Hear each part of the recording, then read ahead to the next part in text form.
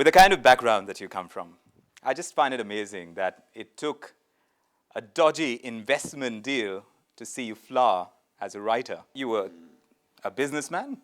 You are obviously an MP at the age of 29, I think.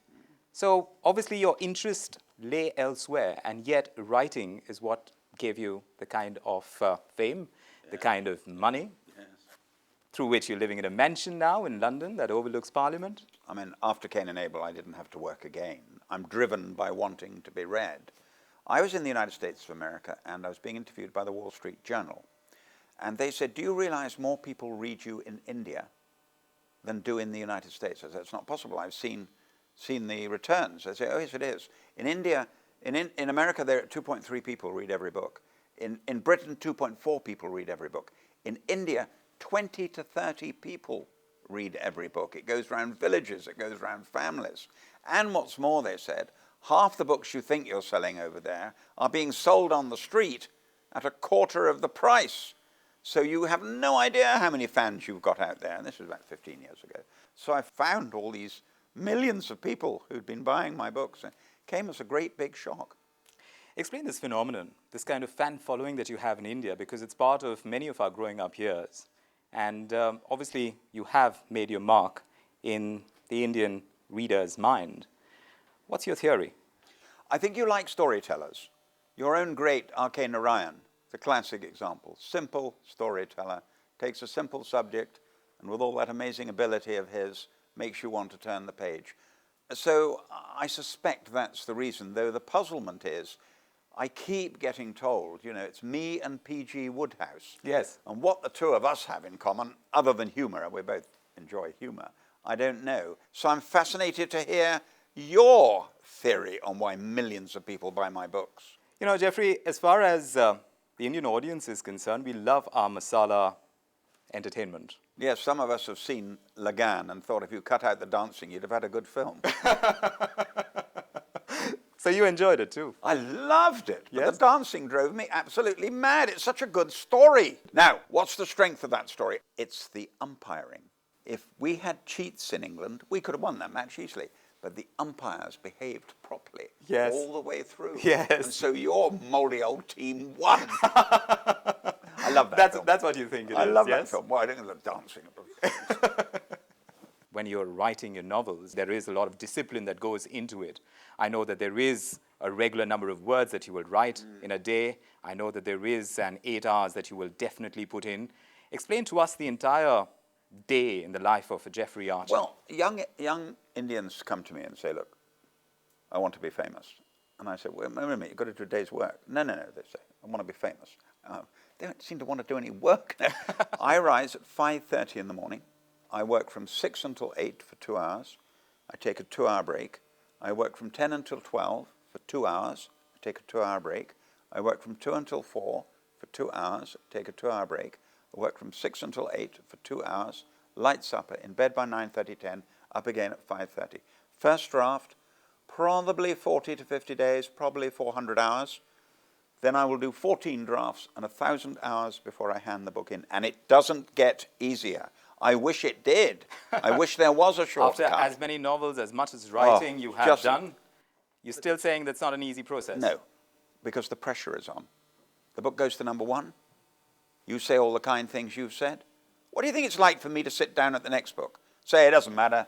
It does matter. I've got to do even better each time. One facet that I know that is so peculiar to your books is the kind of twist that we can expect in the end, and that's what we enjoy so much, and perhaps that might be the singular most popular reason why one would like to read a Jeffrey Archer. Fascinating. In the Clifton Chronicles, there's 5 books in a row, taking the life of Harry Clifton, born in the back streets of Bristol to a docker, marries Emma Barrington, whose father owns the dockyard. I had a twist at the end of book 1, and my agent begged me not to put it in. I said, yes, we want them to buy book 2. I want to leave them for a year waiting. You can't do that, Jeffrey, he said. And I disobeyed him and went ahead. And you're quite right. Now everyone is waiting to see what the twist will be. At the end of book 3, the one that has just come out, Best Kept Secret, a lady said to me, how do you get out of this problem? And I said, I don't know yet, but I've got another 3 months. And that's amazing that you don't think through what your end is going to be. If you're a storyteller, you mustn't let the reader know where you're going. And if you know where you're going, the clever reader will spot it.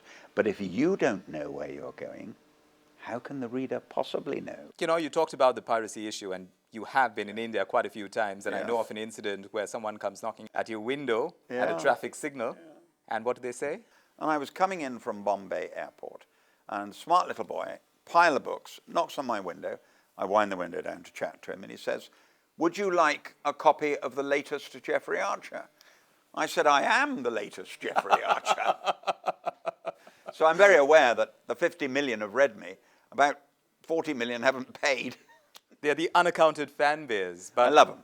I love them. People say to me, my publishers say, this is disgraceful. Bookshops say, this is disgraceful. I whisper to my wife, it's wonderful. Are you asking me whether I'd rather have 10 million people have read me in India or 50 million people read me in India? 50 million, please. do you think you have the pulse of the Indian reader? I'm yet to meet anyone who understands India. I mean, there are some go around telling you they understand India, and some even have the courage to write about it.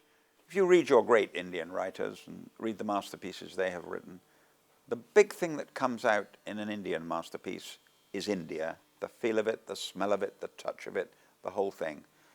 I haven't got the courage to attempt that and then be told I failed. I know my own country. I know my own politics. I know my art. I know my theatre, and feel safe with them. I'd be unsafe with India. There is a mutual love because of the game of cricket. I remember saying to an audience once, we were grumbling about 2020, which I hate. I hate 2020. I think it's got nothing to do with cricket at all. And this audience went very silent. They clearly didn't agree with me. And I looked at them and said, you know, cricket. Cricket is VVS Laxman and Roald Dravid batting all day against the Australians and then winning the next day, and the whole place cheered. And I realized that underneath they actually realized that There you had the Test pulse of cricket. the Indian audience. You knew what the right thing to say was, and But you it's said what it. I believe. But you did not mention Sachin Tendulkar. I mean, arguably the greatest cricketer I've ever seen in my life. Vivian Richards would be close as a beautiful player to watch. Dravid, more classical. But Sachin Tendulkar's record of 100 hundreds is just staggering. I want to remember him as a god. When I last saw him was at Lord's, and he was given out wrongly. He was not out. I was appalled. I wanted him to get 101. I wanted to see him get 100 at Lord's, then I wanted him out of the way, and he was robbed. If he'd retired just after that, I think isn't it impossible to retire at the right moment? Absolutely impossible. So I have sympathy with him. But don't let's take away from any of that. I may well have said it may have been better for him to have retired 3 years ago. It doesn't take away from the fact he's a genius. And Jeffrey, I'm going to risk asking you this question as well, since you brought up the retirement question. Quite. Never! Never! Never!